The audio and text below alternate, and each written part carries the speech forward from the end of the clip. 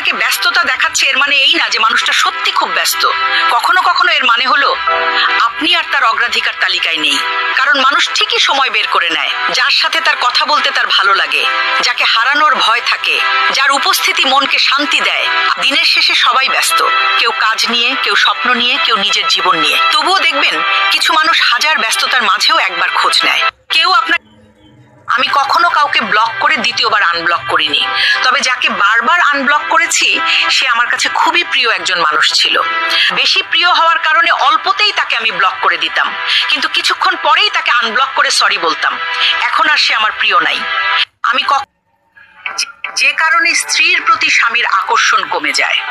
1, স্বামী যা বুঝায় স্ত্রী তার উল্টাটা বুঝে।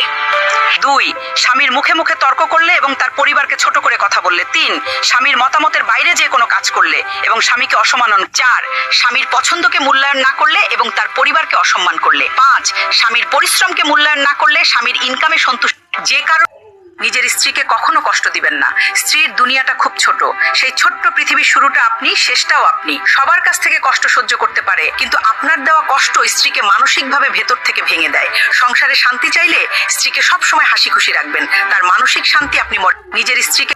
জীবনে এই 4টি ভুল দ্বিতীয়বার আর করবেন না। 1, যে পাশে থাকে না তাকে আপন ভাববেন না। 2, যে সম্মান দেয় না তাকে গুরুত্ব দিবেন না। 3, যে নিজের দোষ স্বীকার করে না তাকে বিশ্বাস করবেন না।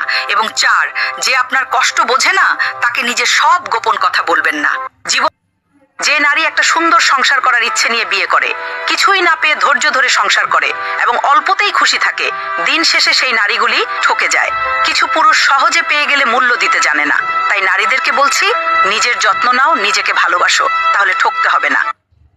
যেই ঘরে বোনেরা আসে না সেই ঘরে শান্তি থাকে না।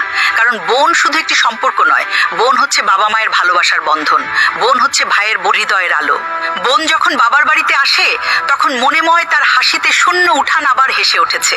বোনের হাসিতে বরকত থাকে, মনের কথায় শান্তি।